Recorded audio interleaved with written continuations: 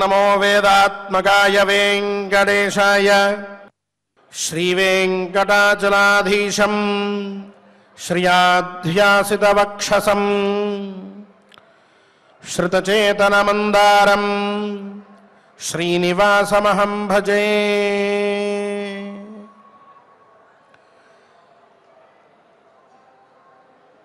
చతుర్దశ భువనాలకు అధీశుడైన శ్రీనివాసస్వామి వారి దివ్య కరుణా కటాక్షంతో మనం మహాభారతాంతర్గత అరణ్య పర్వ పారాయణాన్ని చేసుకుంటూ ఉన్నాం. మన పారాయణానికి ఆచార్యుల వారితో కలిసి సత్సంకల్పం చేసుకుని ఆ పైన కథాశ్రవణంలోకి ప్రవేశిద్దాం. ఓం నమో వెంకటేశాయ. విఘ్నేశ్వర ధ్యానం. నమస్తే గణనాథాయ గణానాం పతగే నమః. భక్తి ప్రియాయ దేవేశ భక్తేభ్యః సుఖదాయక. శ్రీనివాస ధ్యానం అనంత వేద సంవేద్యం నిర్దోషం గుణసాగరం అతీంద్రియం నిత్యముక్తం శ్రీనివాసం భజే నిశం. శ్రీకృష్ణ ధ్యానం వందే నవఘనశ్యామం పీతకౌశేజవాససం సానందం సుందరం శుద్ధం శ్రీకృష్ణం ప్రకృతేః పరం. వ్యాసధ్యానం వేదవ్యాసం స్వాత్మరూపం సత్యసంధం పరాయణం శాంతం జితేంద్రియక్రోధం సశిష్యం ప్రణమామ్యహం. అథ సంకల్పః. శ్రీమదాదివరాహ క్షేత్రే విరాజమానస్య జగద్రక్షణార్థమవతీర్ణస్య శ్రీమదఖిలాండకోటి బ్రహ్మాండనాయకస్య శ్రీవేంకటేశ్వర స్వామినః పరిపూర్ణానుగ్రహేణ సర్వేషాం భక్తజనానాం ఆధివ్యాధినివృత్తిద్వారా ఆయురారోగ్యైశ్వర్యాభివృద్ధ్యర్థం సర్వారిష్టనివృత్తిద్వారా సకలశ్రేయోభివృద్ధ్యర్థం ధర్మార్థకామమోక్షాఖ్య చతుర్విధ పురుషార్థసిద్ధ్యర్థం సమస్త పాపక్షయార్థం శ్రీపరమేశ్వర ప్రీత్యర్థం శ్రీమన్మహాభారతే వనపర్వణి యథాశక్తి చతుర్నవతితమోऽధ్యాయాంతర్గత శ్లోకపారాయణం ఆచార్యముఖేన కరిష్యామహే. శ్రీకృష్ణ పరబ్రహ్మణే నమః.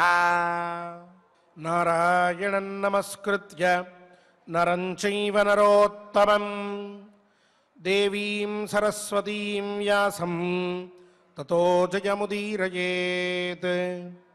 యుధిష్ఠిర ఉవాచ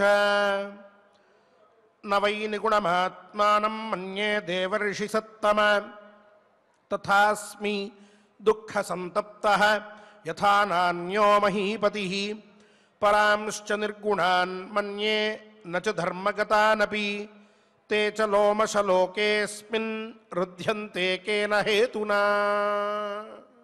తీర్థాని దేవా వివిశుః నావిశన్ భారతాసురాః తాన ధర్మకృతో దర్పః పూర్వమేవ సమావిశత్. దర్పాన్ మానః సమభవత్ మానాత్ క్రోధో వ్యజాయత క్రోధాదహ్రీస్తతో లజ్జా వృత్తం తేషాం తతో నశత్. దేవతలు స్నానాలు చేయడం కోసమని పుణ్యతీర్థాలని ఆశ్రయించారు. రాక్షసులు పుణ్యతీర్థములని కన్నెత్తి కూడా చూడలేదయ్యా. ఇక ఈ అధర్మం కారణంగా వాళ్ళంతా కూడా రాక్షసులు వృద్ధిని పొందారు. ఎన్నో సందర్భాల్లో వేదంలో కూడా మనకి కనిపిస్తూ ఉంటుంది. దేవతలకి రాక్షసులకి ఇద్దరికీ కూడా పెద్ద యుద్ధాలు జరిగినాయి. కొన్ని యుద్ధాల్లో రాక్షసులు గెలిచారు, వృద్ధిని పొందారు.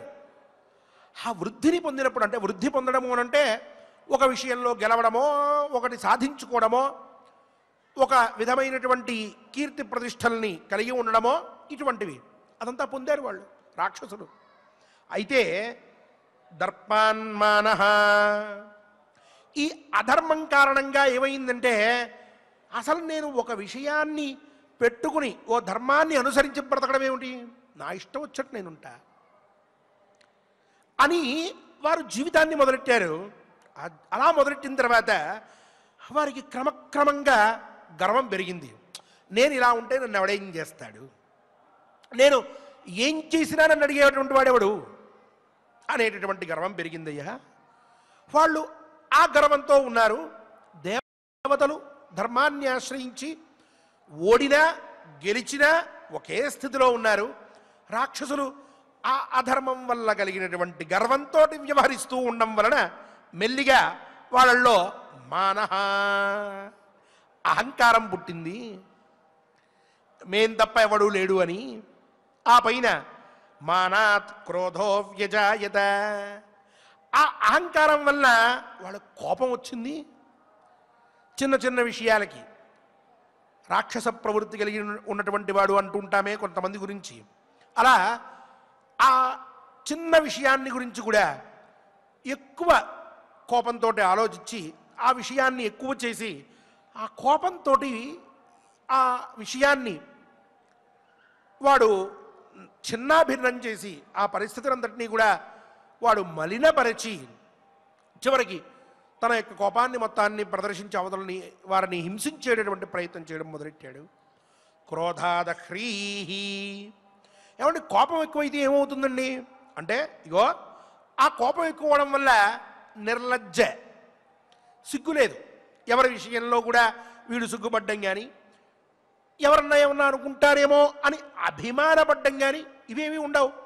కోపం బాగా తారాస్థాయికి చేరితే ఆ పైన తను ఏం చేసినా అవతలవాడు భయపడుతున్నాడు అనేటువంటి భావన కలుగుతుంది. అవతలవాడు భయపడుతున్నాడని ఎప్పుడైతే తెలుస్తుందో అప్పుడు అభిమానం అనేటటువంటిది పోతుంది, సిగ్గు అనేటువంటిది ఉండదు, ఇష్టం వచ్చినట్టు ప్రవర్తించవచ్చు.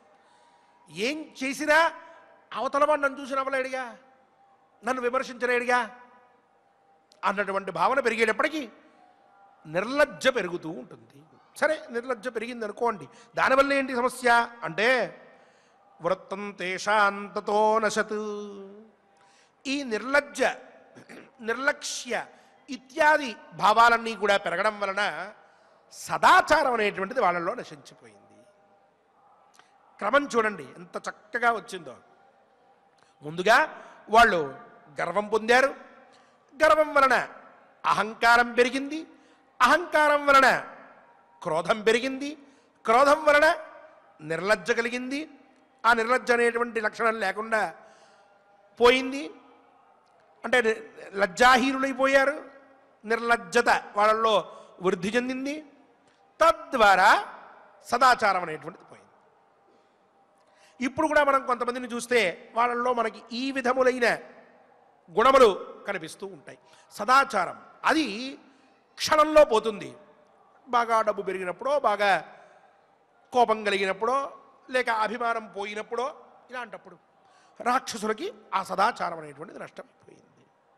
సరే, ఇక ఆ సదాచారం పోతే మటుకు ఏమిటి, వారు అనుకున్న పనులు చేయగలుగుతున్నారు, వారు ఎక్కడంటే అక్కడ ఉండగలుగుతున్నారు, ఎవరినైనా లొంగ తీసుకోగలుగుతున్నారు, ఎవరితో ఎలా అయినా ప్రవర్తించగలుగుతూ ఉన్నారు, వారిని ఆక్షేపించేవాళ్ళు లేరు, అధిక్షేపించేటువంటి వారు లేరు. ఏం నష్టం వచ్చింది రాక్షసులకి? ఇలా ఉంటే మాత్రం తానలజ్జాన్ గతఃక్రీకాన్ హీనవృత్తాన్ వృథావృతాన్ క్షమాలక్ష్మీ స్వధర్మశ్చ నచిరాత్ ప్రజహుస్తతః లక్ష్మీస్తు దేవానగమద్ అలక్ష్మీరసురాన్ నృప తానలక్ష్మీ సమావిష్టాన్ దర్పోపహత చేతసః దైతేయాన్ దానవాంశ్చైవ కలిరప్యావిశత్తతః తానలక్ష్మీ సమావిష్టాన్ దానవాన్ కలినాహతాన్ దర్పాభిభూతాన్ కౌంతేయ క్రియాహీనాన్ చేతసః మానాభిభూతాన్ చిరాత్ వినాశః సమపద్యత.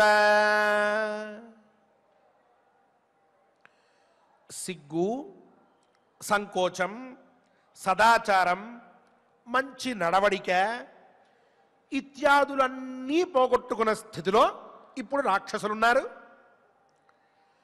ఇవన్నీ తమలో నింపుకుని దేవతలు ఉన్నారు. ఇంతవరకు వచ్చాం. ఇక ఇలా ఉన్నటువంటి రాక్షసుల్ని చూసేటప్పటికీ ఇక ఓర్పు అనేటటువంటి ఒక గుణం, లక్ష్మి, సహనం అనే గుణం, ఈ మూడు కూడా వాళ్ళని విడిచిపెట్టేశాయి. వ్యక్తికి కూడా ఇంతే, కేవలం రాక్షసుడికే అనుకోకర్లా.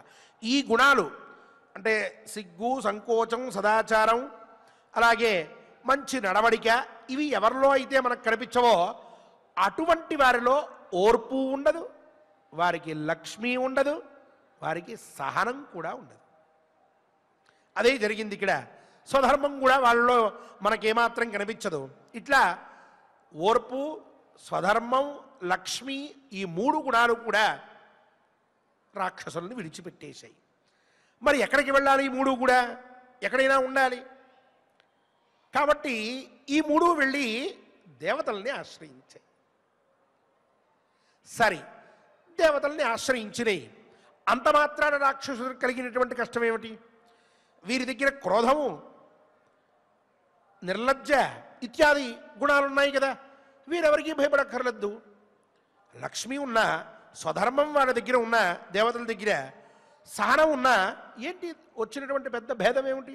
వీరు ఇష్టం వచ్చినట్టు ఉండొచ్చు కదా అంటే, ఈ మూడు పోగా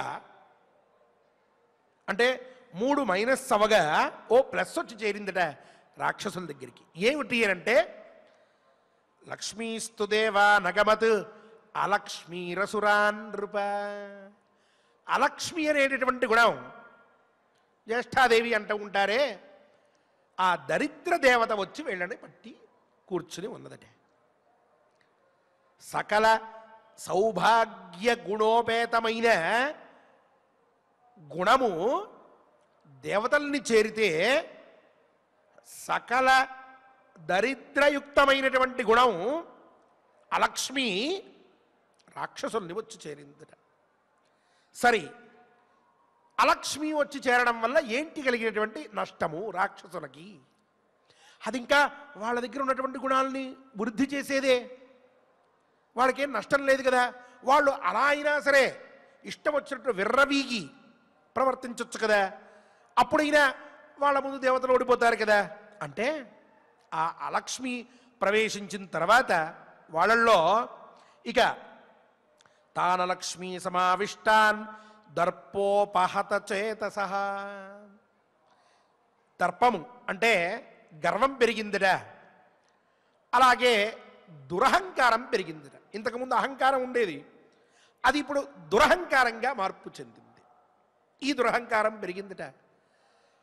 ఈ గర్వ దురహంకారములు రెండూ పెరిగేటప్పటికీ ఇక ఈ అలక్ష్మి కూడా వాళ్ళ దగ్గరే ఉండడంతో ఈ మూడిటితోటి రాక్షసులు ఉన్నారు. లక్ష్మి, స్వధర్మం, సహనం అనేటటువంటి ఈ మూడు గుణాలతోటి దేవతలు ఉన్నారు. మరి వీళ్ళిద్దరిలో భేదం ఏమిటండి? భేదకం ఏమిటి అనంటే, ఇలా రాక్షసులందరూ కూడా ఈ మూడు గుణాలతోటి ఉన్నటువంటి వారై ఆ పైన కలి ప్రభావంతో, ఎందుకు అనంటే కలి అనేటటువంటి ఆ రూపం, ఆ ధర్మం ఎక్కడ ఉంటుంది అనంటే, ఇగో ఇలాంటి గుణాలను అన్నీ ఉన్నటువంటి వాళ్ళల్లో పూర్తిగా వచ్చి కలి చేరుతుంది. ఆ కలి వచ్చి ఈ రాక్షసుల్ని చేరింది. సరే, కలి చేరిన తర్వాత ఏమిటి అంటే, అలా కలి చేరడంతో ఇక దురహంకారంతో సత్కర్మలని ఏమాత్రము వారు ఆచరించలేకపోయారు. అలా ఆచరించకపోవడంతో, అలాగే వివేకం, ఇంతకుముందు కూడా మనం చెప్పుకున్నాం, వివేకము అంటే భేదము అని. ఇది మంచి, ఇది చెడు, ఈ రెండిటి యొక్క భేదాన్ని తెలుసుకునేటటువంటి స్థితి లేదు. వివేక రహితులయ్యారు వాళ్ళందరూ కూడా. అలా వివేకరహితులై చివరికి ఉన్మత్తులైపోయారు, పిచ్చి వాళ్ళుగా ప్రవర్తించడం మొదలెట్టారు.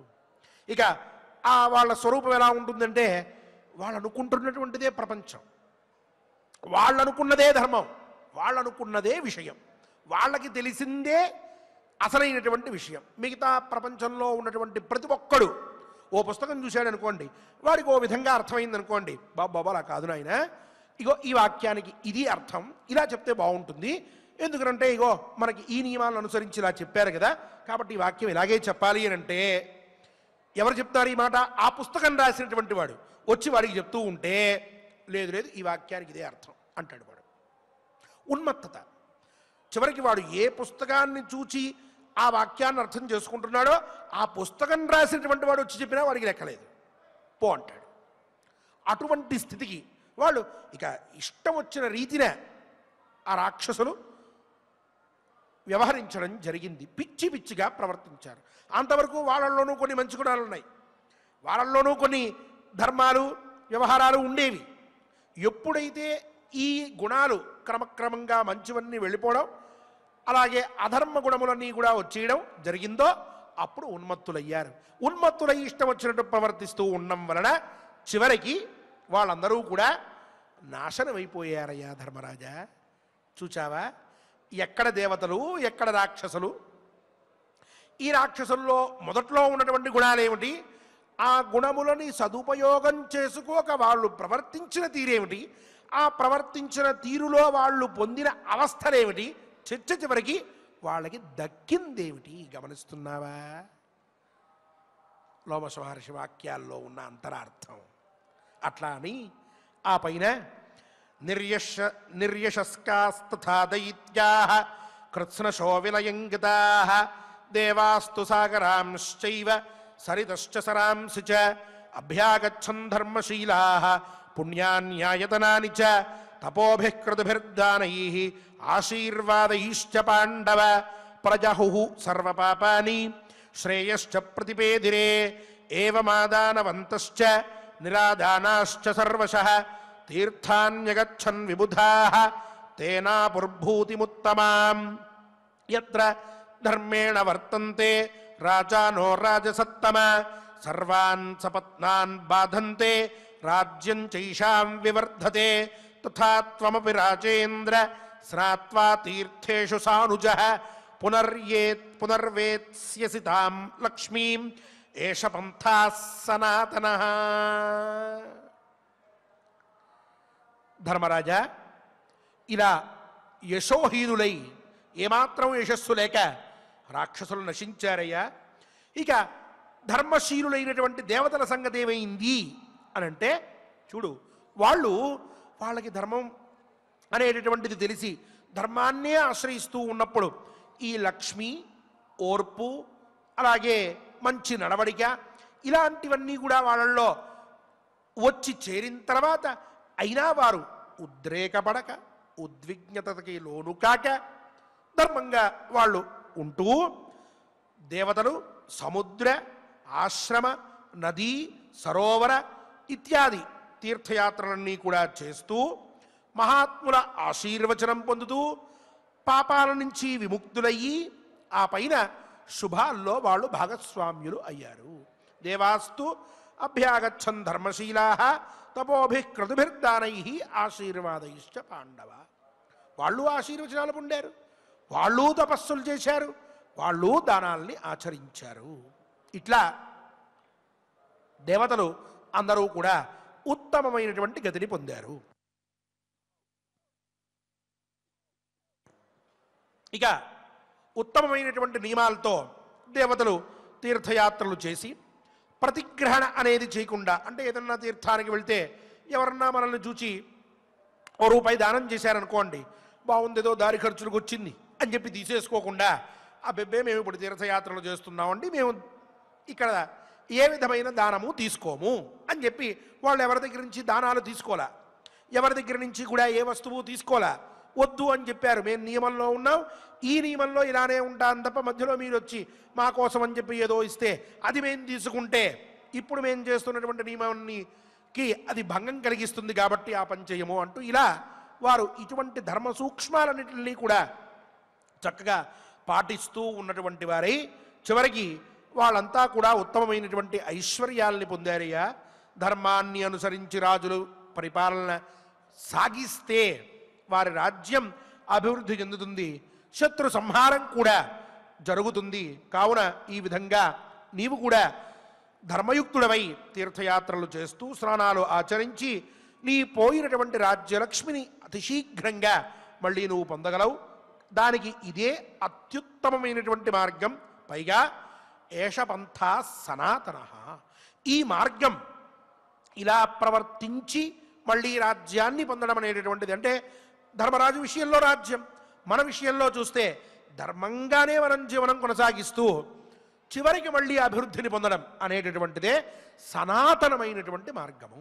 ఎన్నో యుగముల నుంచి మహాత్ములందరూ అనుసరించినటువంటి మార్గం, దాన్ని అనుసరించడమే శ్రేయస్కరము అని. ఇక అలా చేస్తే ఏమవుతాడో చెప్తున్నాడు. యథైహి నృగో రాజా శిబిరౌ శీనరో యథా భగీరథో వసుమనా గయః పూరుః పురూరవాః చరమాణాస్తపో నిత్యం స్పర్శనాదంభసశ్చతే తీర్థాభిగమనాత్ పూతాః దర్శనాచ్చ మహాత్మనాం అలభంత యశః పుణ్యం ధనాని చ విశాంపతే తథా త్వమపి రాజేంద్ర లబ్ధాసి విపులాం శ్రియం యథా చేక్ష్వాకురభవత్ సపుత్రజన బాంధవః ముచుకుందోథమాన్ ధాతా మరుత్తశ్చ మహీపతిః కీర్తిం పుణ్యాం అవిందంత యథా దేవాస్తపోబలాత్ దేవర్షయశ్చకార్త్స్నేన తథా త్వమపి వేత్స్యసి ధార్తరాష్ట్రాస్త్వధర్మేణ మోహేన చ వశీకృతాః న చిరాద్వై వినక్ష్యంతి దైత్యా ఇవ న సంశయః. ఇది శ్రీమన్మహాభారతే వనపర్వాంతర్గత తీర్థయాత్రా పర్వణి లోమశతీర్థయాత్రాయాం 94తమోऽధ్యాయః. ధర్మరాజా, నృగమహారాజు, ఉశీనరపుత్రుడైనటువంటి శిబి, భగీరథుడు, గయుడు, పూరుడు, పురూరవుడు, అలాగే వసుమనుడు, వీళ్ళందరూ కూడా తీర్థయాత్రలు చక్కగా తపస్సుని ఆచరిస్తూ చేశారు. ఆ పైన మహాత్ముల యొక్క దర్శనం చేసి పవిత్రులు అయ్యి గొప్ప కీర్తిని వాళ్ళంతా కూడా అనుభవించారయ్యా, పొందారు. అలాగే నీవు కూడా తీర్థయాత్రలు చేసి అలాగే ఆ పొందినటువంటి పుణ్యం కారణంగా అధికములైనటువంటి సంపదల్ని కూడా చక్కగా నువ్వు పొందుతావు. ఇక పుత్ర బంధు సేవక సహితుడైన, అంటే తన పుత్రులతో బంధువులతో సేవకులతో కలిసి ఉన్నటువంటి ఇక్ష్వాకు మహారాజు కానీ, ముచుకుందుడు కానీ, మాంధాత కానీ, మరుత్తుడు కానీ, ఇక పుణ్యకీర్తులైనటువంటి దేవఋషుల అనుగ్రహంతో కీర్తి ఐశ్వర్యాన్ని వీళ్ళంతా కూడా సంపాదించుకున్నారయ్యా. మహాత్ములు వీళ్ళంతా పూర్వ రాజఋషులు, రాజులు, వీళ్ళంతా కూడా సామాన్యులు కాదు. అదేవిధంగా నీవు కూడా వాళ్ళలాగా ధర్మాన్ని అనుసరించి ఉండు. అధర్మయుక్తులై ఉత్తమ స్థితిలో ఉన్నటువంటి వారిని చూడమాక, వారు శీఘ్రమేవ వినశ్యసి, తొందరలోనే వినశ్యతి, వినాశనాన్ని పొందుతూ ఉన్నాడు ఎవడైనా సరే. కాబట్టి నీకు ఉత్తమమైనటువంటి స్థితే కలుగుతుంది. పాప మోహ వశులైనటువంటి దుర్యోధనాదులు ప్రస్తుతం వారికి కలిగిన అభివృద్ధిని చూచి అది శాశ్వతమనుకుని, అది స్థిరమైనటువంటిది అనుకుని, అది తమ యొక్క ప్రజ్ఞతోటి మాత్రమే సాధించినటువంటిది అని అనుకుని, అది తమకే సొంతమై ఉన్నది అని చెప్పి అనుకుని ఒక భ్రమాత్మకమైన ప్రపంచంలో తిరుగుతూ ఉన్నటువంటి వారై, పైగా ఇంతటి ఉన్నతమైన స్థితి కలిగినప్పటికీ కూడా పాపాన్ని ఆచరించకూడదు, కామక్రోధాలకి లోభం కాకూడదు, మదమోహమాత్సర్యములను విడిచిపెట్టాలి, పెద్దల మాట వినాలి, సత్కర్మాచరణ చెయ్యాలి అనేటటువంటి స్పృహ కూడా లేకుండా ఉన్మత్తులై చరిస్తూ ఉన్నారయ్యా. ఇందాక చెప్తేనే రాజులు ఎలా అయితే ధర్మంగా ఉంటేవారు తమ యొక్క శత్రువుల్ని నశింపజేసి మళ్ళీ తిరిగి వాళ్ళు ధర్మంతో రాజ్యాన్ని పొంది ఉత్తమమైన స్థితికి పొందుతారు అని, ఇక అధర్మయుక్తులైనటువంటి వారి గురించి ప్రత్యేకంగా చెప్పాల్సింది ఉందా? ఆ రాక్షసుల వృత్తాంతం చెప్పానే. ఇగో అధర్మయుక్తుడై దుర్యోధనుడు ఇలా ఉన్నాడు కాబట్టి, ధర్మయుక్తుడైన రాజు ఎలా ఉంటాడో చెప్పాను కాబట్టి, తద్విపరీతంగా అధర్మయుక్తుడైనటువంటి రాజైన ఈ దుర్యోధనుడు కూడా చివరిలో నశిస్తాడు. తొందరలోనే వాళ్ళందరూ కూడా తమ యొక్క ఉన్నత స్థితిని కోల్పోయి చివరికి వాళ్ళు వినాశనాన్ని పొందుతారు. ఇందులో ఏ విధమైన సంశయం లేదు. దైత్యా ఇవ నసంశయ, రాక్షసుల్లాగా వీళ్ళు కూడా నశించిపోతారు, నువ్వు ఏమాత్రమూ కూడా సందేహపడవలసిన అవసరం లేదు అంటూ ధర్మరాజు యొక్క మనస్సుని పట్టి పీడిస్తూ ఉన్నటువంటి ఆ శంక సమూలంగా నాశనమైపోవడానికి రాక్షసుల వృత్తాంతం చెప్పి దేవతల యొక్క స్థితిని చెప్పి చివరికి రాక్షసులు ఏ స్థితికి వెళ్ళారో చెప్పి దేవతలు ఏ స్థితిలో ఉన్నారో చెప్పి తద్వారా పూర్వ రాజులు ఏ విధంగా ధర్మయుక్తులై ఉత్తమ స్థితికి వెళ్ళారో చెప్పి తద్వతు నువ్వు కూడా అవుతావు అని చెప్పి ఆశ్వాసించి చివరికి దుర్యోధనాదులు నశించిపోతారని చెప్పి నొక్కి వక్కాణించి ధర్మరాజుని ఊరడించారు లోమశ మహర్షి. ఇది సత్యమైన మార్గం అని చెప్పి కూడా చెప్పారు. కావున మన నిత్య జీవితంలో మనం చూచేటప్పుడు కూడా ఏ సందర్భంలోనైనా అవస్థాత్రయం 4 స్టెప్స్ చెప్పుకున్నాం మనం ఇతఃపూర్వం. వాటిల్లో మొదటి దానికో రెండవ దానికో మూడవ దానికో ఉద్రేకపడవలసిన అవసరం లేదు. ధర్మం ఎప్పటికీ గెలుస్తుంది. ధర్మో రక్షతి రక్షిత. తిరుమల తిరుపతి దేవస్థానం ప్రచారం చేసేటటువంటి సూత్రమే అది, నినాదమే అది.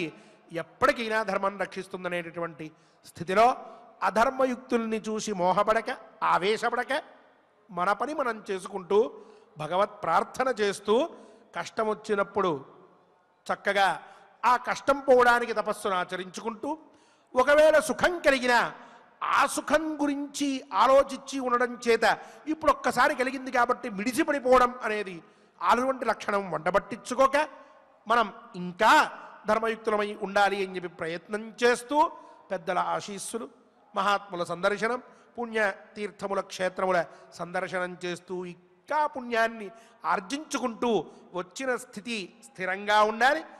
తొందరలో ఇంతకంటే ఉత్తమ స్థితి రావాలి అనే భావనతోటి మన జీవనాన్ని కొనసాగిస్తే భగవద్ అనుగ్రహంతో ప్రతి ఒక్కరూ ఉత్తమ స్థితిలో ఉంటారు. అదియే మనకి ఈ అధ్యాయం నేర్పుతూ ఉన్నటువంటి విశిష్టమైన విషయం. ఇప్పటికే కాలాతీతమైంది కావున ఈ శ్లోకములన్నిటినీ కూడా చక్కగా ఆచార్యుల వారితో కలిసి మనందరం ప్రార్థన చేస్తూ పఠిస్తూ స్వామివారిని విశేషంగా స్వామి ఆ 4వ పాదంలో ఉన్నటువంటి ఆ వినశ్యతి అనేటటువంటిది అది కూడా తప్పక జరగాలి అని, ఆ విధంగా అధర్మం నశించాలి, ధర్మం నిలబడాలి, ధర్మాత్ములు నీ చేత రక్షింపబడాలి, ఆ ధర్మాత్ముల్లో మేము ప్రధానులమై ఉండాలి అనేటువంటి భావనతోటి స్వామిని ప్రార్థిద్దాం. స్వామివారి యొక్క పరిపూర్ణ అనుగ్రహాన్ని పొందుదాం. ఓం నమో వెంకటేశాయ.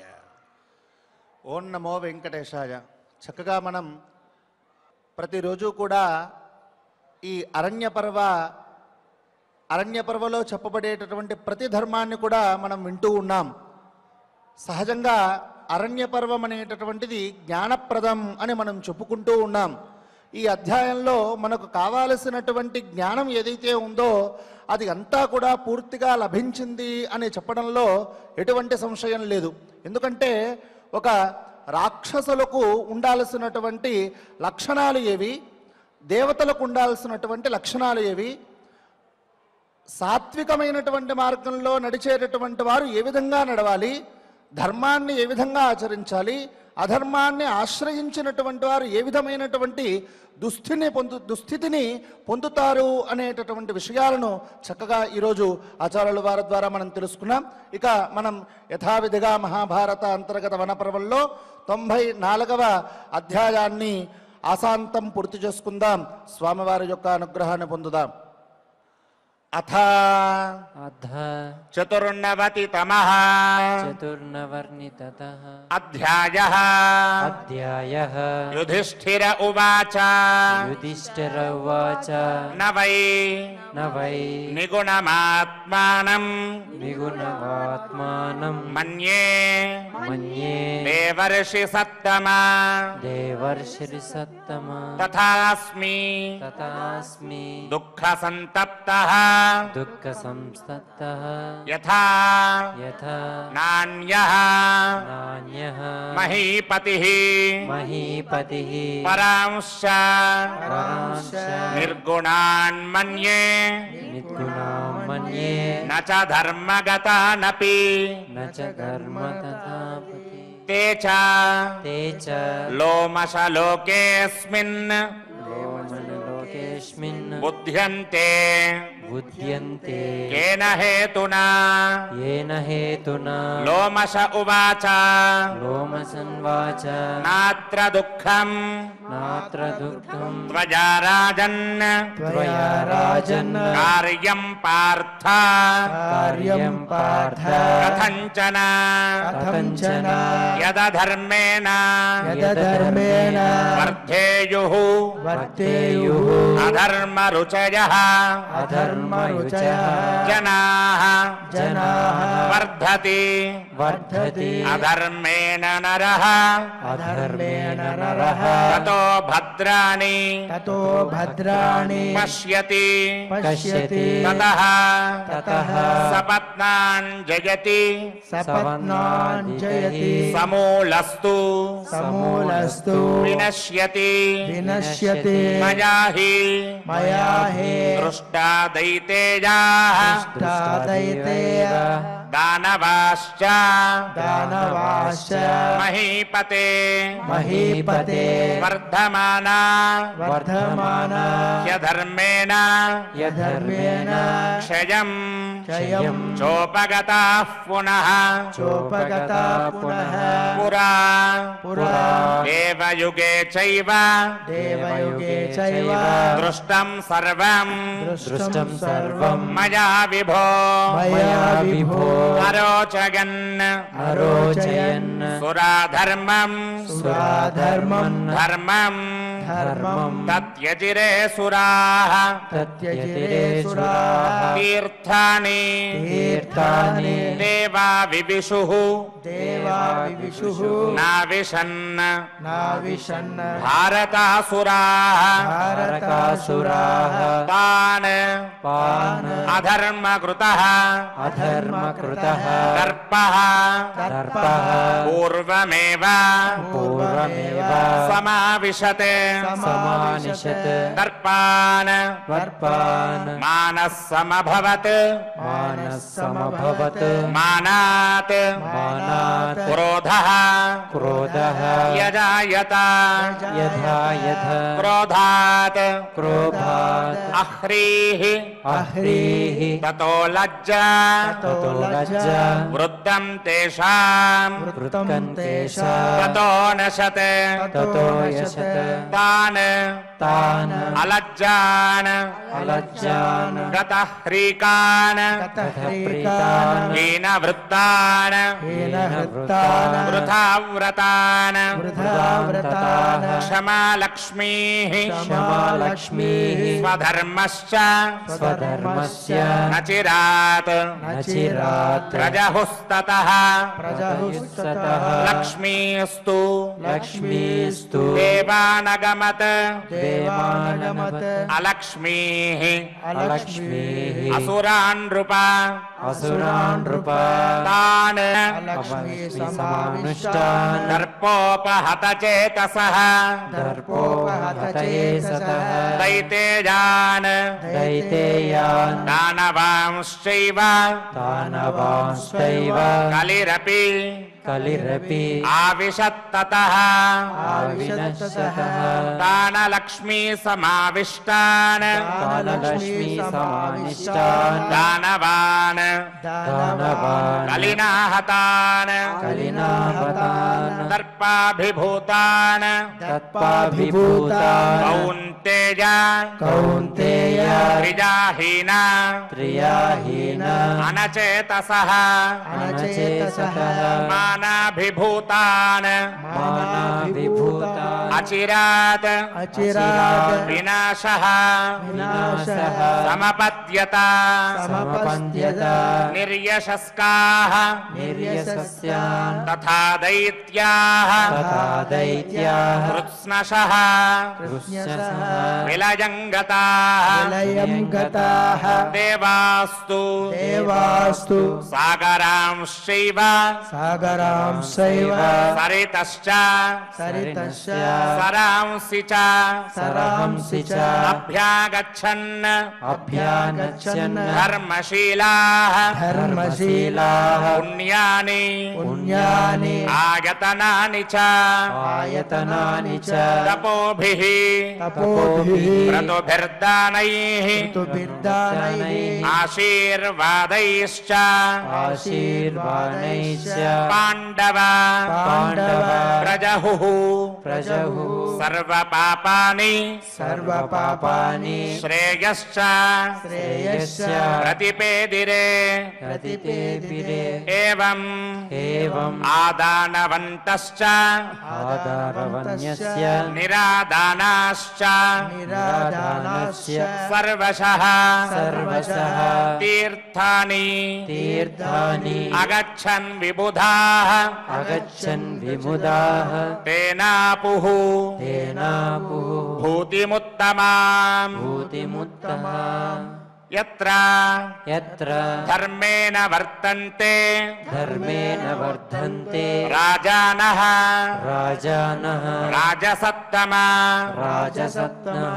సర్వాన్ సర్వాన్ సపత్నాన్ సపన్నాః బాధంతే కాదంతే రాజ్యం రాజ్యం శేషాం వివర్ధతే శేషాని వర్ధతే తథా తథా త్వమపి రాజేంద్ర ఇవమపి రామేంద్ర స్నాత్వా స్నాత్వా తీర్థేషు తీర్థేషు సానుజః స్వాముదః పునర్వేత్స్యసి పునర్వేస్యచి తాం లక్ష్మీం తాం లక్ష్మీ ఏష పంథాః ఏష పంథాః సనాతనః సనాతనః యథైవ హి విజయమహి భృగో రాజా భృగో రాజా శిబిరౌషీ నరః శిబిరౌషీ నరః యథా యథా భగీరథః భగీరథః వసుమనాగయః వసుమనాగయః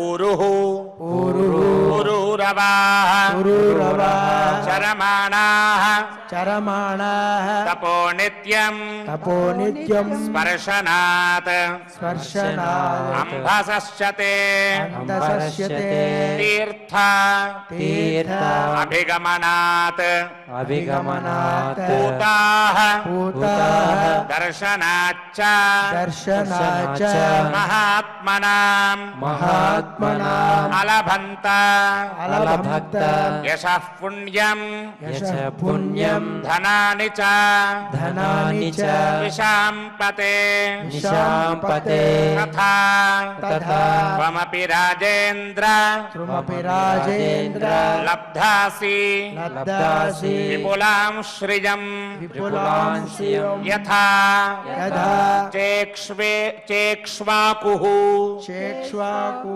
అభవత్ అభవత్ సపుత్ర సముద్ర జనబాంధవః జనభాండవః ముచుకుందః ముచుకుండః అథ మాంధాత అధమాందాతః మరుత్తశ్చ నరుద్రస్య మహీపతిః మహీపతిః కీర్తిం దీప్యం పుణ్యాం పుణ్యా అవిందంత అభిజ్ఞంత యథా దేవాః యథా దేవాః తపోబలాత్ తతో బలాత్ దేవర్షయశ్చ దేవర్షయశ్చ కార్త్స్న్యేన కార్త్స్యేన తథా తథా త్వమపి వేత్స్యసి తమప్యర్థ్యేస్తసి ధార్తరాష్ట్రాస్తు దార్తరాష్ట్రాసు అధర్మేణ అధర్మేణ మోహేన చ మోహేన చ వశీకృతాః వశీకృతాః రచిరాద్వై రచిరాద్వై వినక్ష్యంతి వినశ్యంతి దైత్యా ఇవ దైత్యా ఇవ న సంశయః న సంశయః ఇది శ్రీమన్మహాభారతే ఇది శ్రీమన్మహాభారతే వనపర్వాంతర్గత వనపర్వాంతర్గత తీర్థయాత్రా పర్వణి తీర్థయాత్రా పర్వణి లోమస తీర్థయాత్రాయాం లోమసతీర్థయాత్రాయాం చతుర్నవతితమః చతుర్వర్తితమః అధ్యాయః అధ్యాయః చక్కగా పారాయణం చేసుకున్నాం. ఇక యథావిధిగా తిరుమల తిరుపతి దేవస్థానం అన్నమాచార్య ప్రాజెక్టు కళాకారులు గోవిందనామ సంకీర్తన చేయుటకు సిద్ధంగా ఉంది. వారితో కలిసి గోవిందనామ సంకీర్తన చేద్దాం, స్వామివారి యొక్క అనుగ్రహాన్ని పొందుదాం. శ్రీ శ్రీనివాస గోవింద శ్రీ వెంకటేశ గోవింద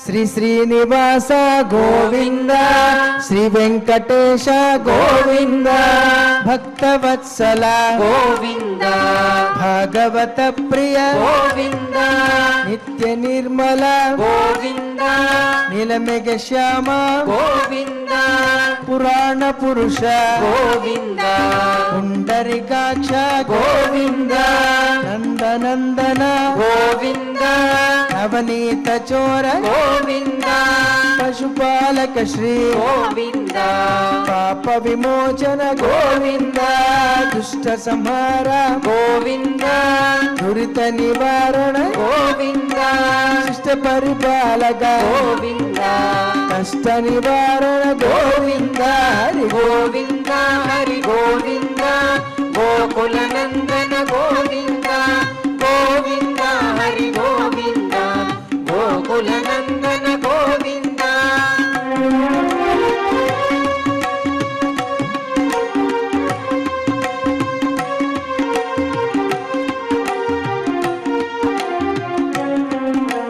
వజ్రమకుటధర గోవింద వరాహమూర్తి గోవింద గోపీజనలోల గోవింద గోవర్ధనోద్ధర గోవింద దశరథ నందన గోవింద దశముఖమర్దన గోవింద పక్షి వాహన గోవింద పాండవ ప్రియ గోవింద మత్స్య కూర్మ గోవింద మధుసూదన హరి గోవింద వరాహ నరసింహ గోవింద వామన భృగురామ గోవింద బలరామానుజ గోవింద బౌద్ధ కల్కిధర గోవింద వేణుగాన ప్రియ గోవింద వెంకటరమణ గోవింద హరి గోవింద హరి గోవింద గోకుల నందన గోవింద గోవింద హరి గోవింద గోకుల నందన గోవింద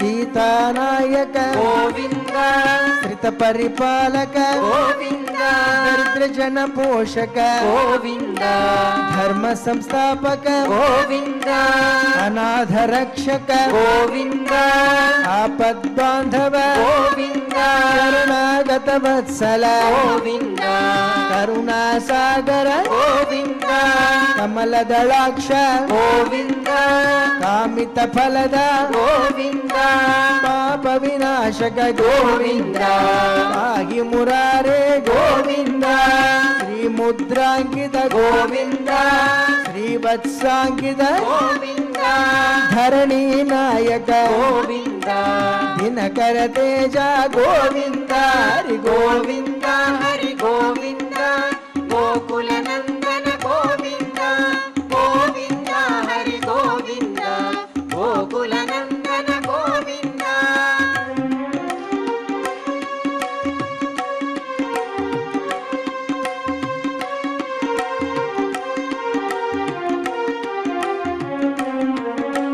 పద్మావతి ప్రియ గోవింద ప్రసన్న మూర్తి గోవింద అభయహస్త గోవింద అక్షయ వరద గోవింద శంఖ చక్రధర గోవింద రాజగదాధర గోవింద విరజా తీర్థస్థ గోవింద విరోధి మర్దన గోవింద సాలగ్రామధర గోవింద సహస్రనామ గోవింద లక్ష్మీ వల్లభ గోవింద లక్ష్మణాగ్రజ గోవింద కస్తూరి తిలక గోవింద కాంచనాంబర్ధర గోవింద గరుడ వాహన గోవింద గజరాజ రక్షక గోవింద హరి గోవింద హరి గోవింద గోకుల నందన గోవింద గోవింద హరి గోవింద గోకుల నందన గోవింద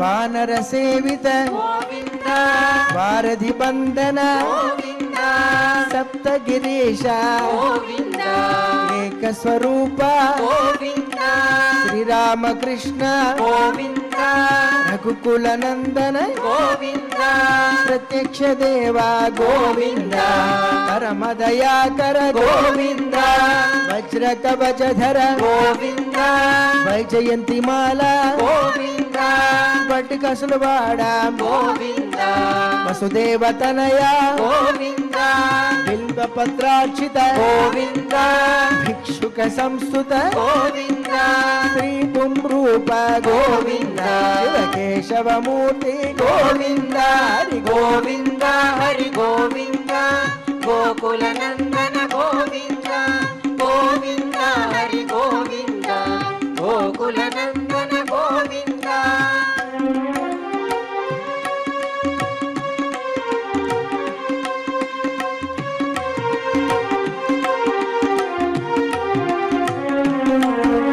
బ్రహ్మాండ రూప గోవింద భక్త రక్షక గోవింద నిత్య కళ్యాణ గోవింద నీరజనాభ గోవింద ఆధిరామ ప్రియ గోవింద హరి సర్వోత్తమ గోవింద జనార్దన మూర్తి గోవింద జగత్ సాక్షి రూప గోవింద అభిషేక ప్రియ గోవింద ఆపన్నివారణ గోవింద రత్న కిరీట గోవింద రామానుజనుత గోవింద స్వయం ప్రకాశ గోవింద ఆశ్రిత పక్ష గోవింద నిత్య శుభ ప్రద గోవింద నిఖిల లోకేశ గోవింద హరి గోవింద హరి గోవింద గోకుల నందన గోవింద గోవింద హరి గోవింద గోకుల నందన గోవింద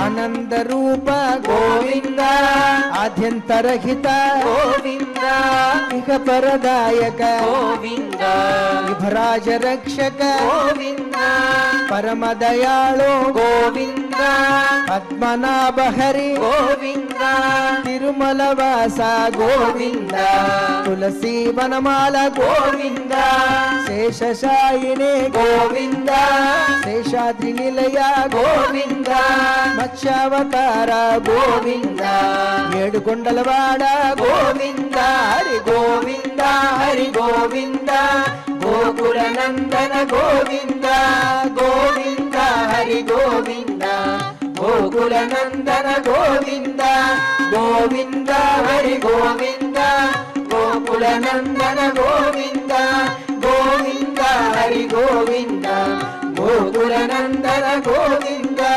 గోవింద హరి గోవింద గోకుల నందన గోవింద గోవింద హరి గోవింద గోకుల నందన గోవింద గోకుల నందన గోవింద గోకుల నందన గోవింద గోకుల నందన గోవింద గోకుల నందన గోవింద గోకుల నందన గోవింద వడ్డికాసులవాడ వనజనాభ గోవింద గోవింద అడుగు దండాలవాడ అనారక్షక గోవింద గోవింద గోవింద గోవింద గోవింద గోవింద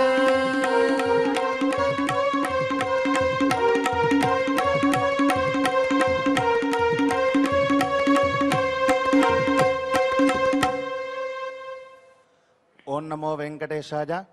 చక్కగా గోవిందనామ సంకీర్తన చేసుకున్నాం. ఇక యథావిధిగా కార్యక్రమంలో భాగంగా క్షమాప్రార్థనాది మంగళాంతంగా ఈ కార్యక్రమాన్ని పూర్తి చేసుకుందాం. స్వామివారి యొక్క అనుగ్రహాన్ని పొందుదాం. అథ క్షమా ప్రార్థనా యదక్షరపదభ్రష్టం మాత్రాహీనం చ యద్భవేత్ తత్సర్వం క్షమ్యతాం దేవా నారాయణ నమోస్తుతే. అథ లోకక్షేమ ప్రార్థనా స్వస్తి ప్రజాభ్యః పరిపాలయంతాం న్యాయేన మార్గేణ